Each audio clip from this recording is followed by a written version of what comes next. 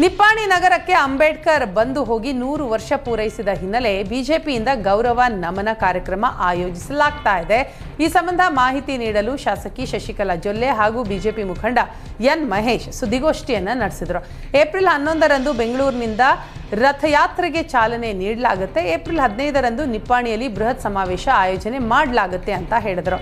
ಈ ಬೃಹತ್ ಸಮಾವೇಶದಲ್ಲಿ ಬಿಜೆಪಿ ಮುಖಂಡರು ಭಾಗಿಯಾಗಲಿದ್ದಾರೆ ಅಂತ ತಿಳಿಸಿದ್ರು.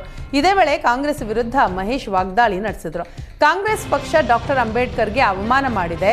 ಅಂಬೇಡ್ಕರ್ ನಿಪ್ಪಾಣಿಗೆ ಬಂದು 100 ವರ್ಷ ಪೂರ್ಣಗೊಂಡಿದ್ದಕ್ಕೆ ಕಾರ್ಯಕ್ರಮ ಮಾಡುವಂತೆ ಸರ್ಕಾರಕ್ಕೆ ಮನವಿ ಮಾಡಿದ್ವಿ. ಆದರೆ ಕಾಂಗ್ರೆಸ್ ಸರ್ಕಾರ ನಮ್ಮ ಪ್ರಸ್ತಾವನೆಯನ್ನ ಗಂಭೀರವಾಗಿ ಪರಿಗಣಿಸಿಲ್ಲ.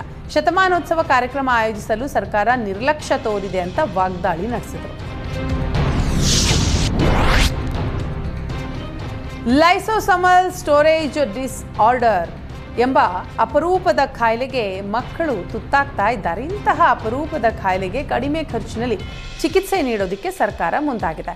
ಕರ್ನಾಟಕದಲ್ಲಿ ಅಪರೂಪದ ಕಾಯಿಲೆಗಳಿಗೆ ತುತ್ತಾದ 100 ಮಕ್ಕಳಿದ್ದಾರೆ. ಇವರಲ್ಲಿ ಕೆಲವರಿಗೆ ಚಿಕಿತ್ಸೆ ನೀಡಲು ಲಕ್ಷಾಂತರ ರೂಪಾಯಿ ವೆಚ್ಚ ಭರಿಸಬೇಕಾಗತ್ತೆ.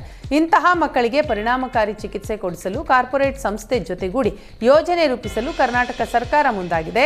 ಈ ನಿಟ್ಟಿನಲ್ಲಿ ವೈದ್ಯಕೀಯ ಶಿಕ್ಷಣ ಸಚಿವರಾದ ಡಾಕ್ಟರ್ ಶರಣಪ್ರಕಾಶ್ ಪಾಟೀಲ್ ಪರಿಣಾಮಕಾರಿ ಕ್ರಮಕ್ಕೆ ಮುಂದಾಗಿದ್ದಾರೆ. ಇದರ ಭಾಗವಾಗಿ ಇಂದಿರಾ ಗಾಂಧಿ ಆಸ್ಪತ್ರೆಗೆ ಭೇಟಿ ನೀಡಿದ ಬಳಿಕ ಮಾತನಾಡಿದ ಸಚಿವರು, ರಾಷ್ಟ್ರೀಯ ಅಪರೂಪದ ಕಾಯಿಲೆ ನೀತಿಯ ಅಡಿ ವಿಚಿತ್ರ ರೋಗಕ್ಕೆ ತುತ್ತಾಗಿರುವಂತಹ ಮಕ್ಕಳಿಗೆ ಚಿಕಿತ್ಸೆ ನೀಡೋದಕ್ಕೆ ಕೇಂದ್ರ ಅನುದಾನ ಒದಗಿಸ್ತಾ ಇದೆ. 2016ರಿಂದ ಕರ್ನಾಟಕದ ಇಂದಿರಾ ಗಾಂಧಿ ಮಕ್ಕಳ ಆರೋಗ್ಯ ಸಂಸ್ಥೆಯಲ್ಲಿ ಚಿಕಿತ್ಸೆ ಕೊಡಿಸಲಾಗ್ತಾ ಇದೆ ಅಂತ ಹೇಳಿದರು.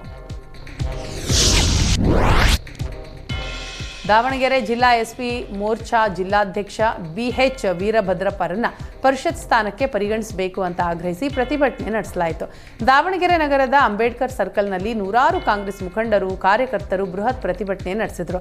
ನಂತರ ಅಂಬೇಡ್ಕರ್ ಸರ್ಕಲ್ನಿಂದ ದಾವಣಗೆರೆ ಜಿಲ್ಲಾ ಉಸ್ತುವಾರಿ ಸಚಿವ SS ಮಲ್ಲಿಕಾರ್ಜುನ್ ನಿವಾಸದವರೆಗೂ ಕೂಡ ರ್ಯಾಲಿ ತೆರಳಲಾಯಿತು. ಸಚಿವರು ಮನೆಯಲ್ಲಿ ಇಲ್ಲದ ಕಾರಣ ದಾವಣಗೆರೆ ಸಂಸದೆ ಡಾಕ್ಟರ್ ಪ್ರಭಾ ಮಲ್ಲಿಕಾರ್ಜುನ್ಗೆ ಮನವಿ ಸಲ್ಲಿಸಿದರು. BH ವೀರಭದ್ರಪ್ಪ 40 ವರ್ಷಗಳಿಂದ ಕಾಂಗ್ರೆಸ್ ಪಕ್ಷದಲ್ಲಿ ಸಕ್ರಿಯ ಕಾರ್ಯಕರ್ತರಾಗಿ ಸೇವೆ ಸಲ್ಲಿಸಿದ್ದಾರೆ. ವೀರಭದ್ರಪ್ಪರನ್ನ MLC ಮಾಡದೆ ಹೋದರೆ ದಲಿತರು ಕಾಂಗ್ರೆಸ್ ಕೈಬಿಡುವುದಾಗಿ ಎಚ್ಚರಿಕೆ ನೀಡಿದರು. ಬಡ ರೈತನ ಕುಟುಂಬದ ಮೇಲೆ ಶಾಸಕ ಪ್ರಕಾಶ್ ಕೋಳಿವಾಡ ದೌರ್ಜನ್ಯ ಎಸಗಿದ ಆರೋಪ ಕೇಳಿಬಂದಿದೆ. ಗ್ರಾಮ ಪಂಚಾಯಿತಿ ಹೊಸ ಕಟ್ಟಡ ನಿರ್ಮಾಣ ವಿಚಾರವಾಗಿ ರೈತನ ಕುಟುಂಬದ ಮೇಲೆ ದೌರ್ಜನ್ಯ ನಡೆಸಿರುವ ಆರೋಪ ಇದೆ.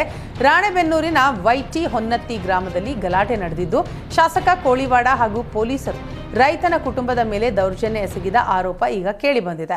ಚನ್ನಬಸಪ್ಪ ಹೊಳಲು ಎಂಬುವರು ಜಮೀನಿನಲ್ಲಿ 3 ಗುಂಟೆ ಜಾಗ ಭೂ ಸ್ವಾಧೀನಪಡಿಸಿಕೊಂಡು ಹೊಸ ಗ್ರಾಮ ಪಂಚಾಯಿತಿ ಕಟ್ಟಡ ನಿರ್ಮಾಣ ಮಾಡೋದಕ್ಕೆ ಹೊರಟಿದ್ದಾರೆ. ಹಲವು ವರ್ಷಗಳಿಂದ ನಮ್ಮ ಕೃಷಿ ಮಾಡುವಂತಹ ಜಾಗದಲ್ಲಿ ಹೊಸ ಗ್ರಾಮ ಪಂಚಾಯಿತಿ ಕಟ್ಟಡ ನಿರ್ಮಾಣಕ್ಕೆ ಗುದ್ದಲಿ ಪೂಜೆ ನಡೆಸಲಾಗ್ತಾ ಇದೆ ಅಂತ ರೈತನ ಕುಟುಂಬ ಆಕ್ರೋಶ ವ್ಯಕ್ತಪಡಿಸಿದೆ. ಜಾಗದ ವಿಚಾರವಾಗಿ ಹೈಕೋರ್ಟ್ನಲ್ಲಿ ಇನ್ನೂ ಕೂಡ ವಿಚಾರಣೆ ಬಾಕಿ ಇದೆ.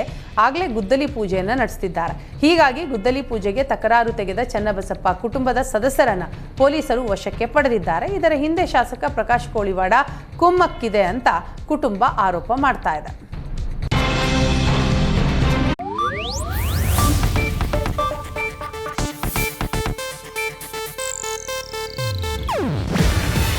ಇದು ಏಷ್ಯಾನೆಟ್ ನ್ಯೂಸ್ ನೆಟ್ವರ್ಕ್ ಪ್ರಸ್ತುತಿ. ನೀವು ನೋಡ್ತಿದ್ದೀರಾ ಏಷ್ಯಾನೆಟ್ ಸುವರ್ಣ ನ್ಯೂಸ್.